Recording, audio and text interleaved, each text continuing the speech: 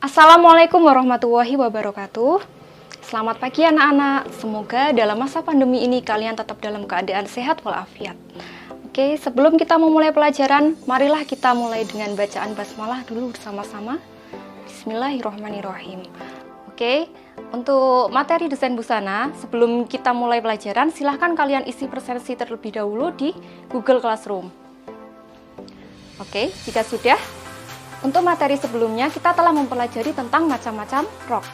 Kemudian untuk materi yang sekarang kita akan mempelajari tentang bagaimana menerapkan desain busana rumah sesuai dengan konsep kolase.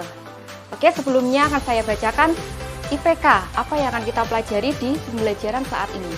Yang pertama, setelah menggali informasi dan literasi, peserta didik dapat menguraikan pengertian busana rumah.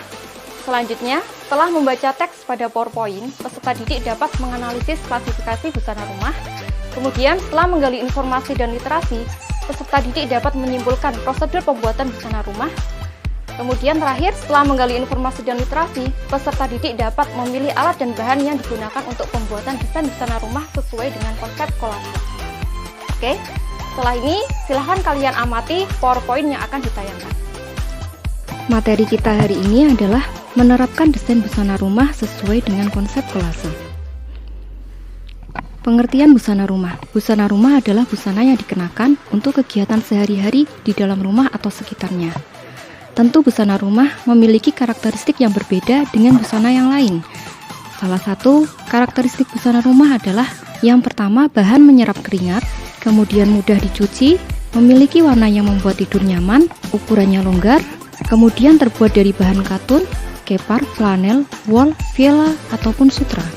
Klasifikasi busana rumah, yang pertama ada daster. Daster adalah busana rumah berbentuk gaun dengan desain yang sederhana dan longgar. Bahan yang digunakan untuk daster adalah bahan yang nyaman dan menyerap keringat seperti batik katun atau kaos dengan berbagai motif. Kemudian yang kedua ada baby doll. Baby doll adalah busana rumah yang terdiri atas dua bagian, yaitu atasan dan celana santai. Busana bagian atas baby doll berbentuk blus dengan variasi model garis leher dan penyelesaian rompok, depun, ataupun serip. Selain itu, dapat menggunakan variasi kerah rebah. Jika terdapat saku, biasanya saku yang digunakan adalah variasi saku tempel. Busana bagian bawah baby doll merupakan celana santai, desain sederhana dan longgar yang terdapat elastis pada bagian ban pinggang. Kemudian selanjutnya, piyama. Piyama adalah pakaian yang umumnya digunakan untuk aktivitas malam atau tidur. Piyama sendiri terdiri atas baju berlengan pendek atau berlengan panjang yang terdapat saku di sebelah kiri bagian dada dengan kancing di depan dan celana bertali elastis. Piyama biasa dipakai oleh anak-anak, remaja, dan orang dewasa. Penggunaan piyama bergantung pada penggunaannya sendiri, karena ada yang sudah terbiasa memakai piyama dan ada juga orang yang tidak memakai piyama saat hendak tidur. Motif dari piyama biasanya memiliki garis ke bawah atau gambar-gambar semacam teddy bear, dan ada juga piyama dengan motif polos. Piyama umumnya terbuat dari bahan katun, polyester, nilon, silk, dan flanel. Piyama juga hangat dan longgar sehingga dapat membuat tidur menjadi leluasa. Selanjutnya konsep kolase. Kolase merupakan karya seni rupa dua dimensi yang menggunakan bahan bermacam-macam yang dipadukan dengan bahan dasar lain dan menyatu menjadi karya-karya seni rupa dua dimensi.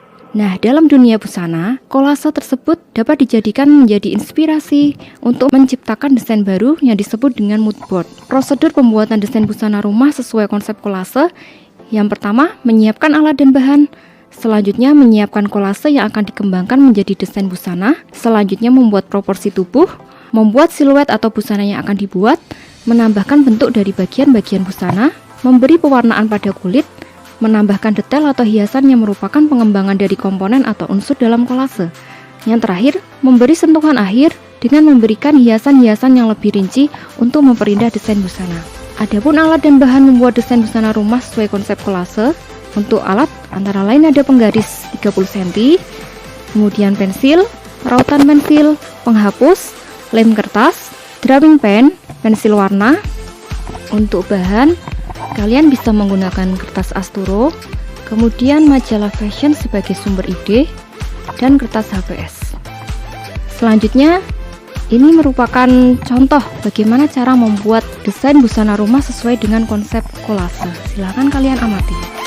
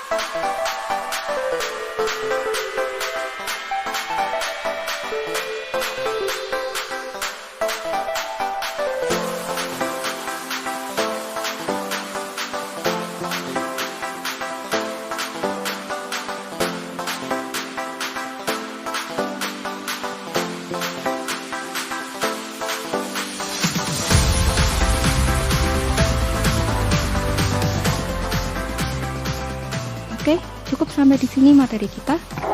Silahkan kalian pahami. Sekian dan terima kasih.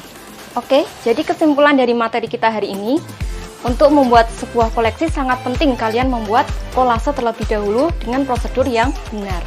Untuk tugas LKPD dan handout, silahkan kalian bisa download di Google Classroom masing-masing. Kemudian saya akhiri. Assalamualaikum warahmatullahi wabarakatuh.